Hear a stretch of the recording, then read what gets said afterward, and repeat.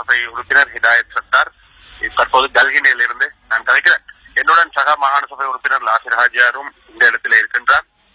நேற்று நடந்த ஒரு சிறு அசம்பாவிதமான நிலைமை, ஒரு சிறிய பெரும்பான்மை குழுவுடன் எங்களுடைய சகோதர முஸ்லிம்களுக்கும் இடையில ஏற்பட்ட ஒரு சிறிய சம்பவம். இன்றும் அதே நிலைமையிலே சில சம்பவங்கள் நடந்த வண்ணம் இருந்தன. ஆனால் ஏற்கனவே நாங்களும் கேள்விப்பட்டது போல பல வெப்சைட் நியூஸ்களிலேயும் மற்றும் பல சகோதரர்கள் அறிய கிடைத்தமையாகவும் எங்களை தொடர்பு கொண்டு கேட்டார்கள். ஆனால் கல்கினை பிரதேசத்திலே தற்போதைய நிலைமை கட்டுப்பாட்டுக்குள் கொண்டு வரப்பட்டுள்ளது. எந்த விதமான ஒரு பிரச்சனையும் இல்லாமல் சுமூகமான ஒரு நிலைமையே தற்போது காணப்படுகின்றது. இந்த வேரிகோல்ல எனக்கூடிய பகுதியில் இருக்கக்கூடிய ஒரு தக்கியாவுக்கு ஒரு 3 பேர் வந்த ஒரு குழு கற்களால் வீசி தாக்குதல் நடத்திவிட்டு ஓடி சென்று விட்டார்கள்.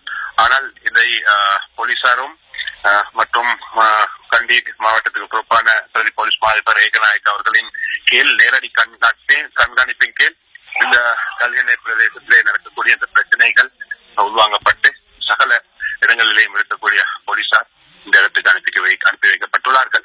நான் இந்த இடத்திலே கேட்டுக்கொள்வது என்னவென்று சொன்னால், கல்கினை பிரதேசத்துக்கு வெளியே கண்டி மாவட்டத்திலேயும் இலங்கை நாட்டிலேயும் வெளிநாட்டுகளிலேயும் வசிக்கக்கூடிய முஸ்லிம்கள் இந்த பிரச்சனையை ஏற்கனவே இந்த நாட்டிலே நடைபெற்ற பல பிரச்சனைகளுடன் ஒத்துழைத்து போவதாக தெரிகின்றது. ஆனால் இதிலே எந்த விதமான ஒரு இனவாத போக்கும் காணக்கூடியதாக இல்லை. இதிலே ஒரு சிறு குழுவுக்கு இனருக்கு இடையே நடைபெற்ற ஒரு சிக்கலாகத்தான் இதை பார்க்க முடியும்.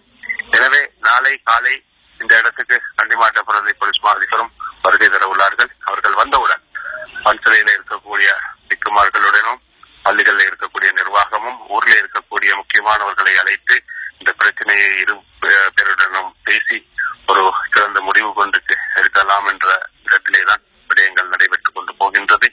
எனவே பார்த்துக் கொண்டிருக்கக்கூடிய அனைவருக்கும் நாங்கள் சொல்வது, இந்த இடத்திலே தற்போதைய நிலைமை எந்த விதமான பிரச்சனையும் இல்லாமல் எல்லாம்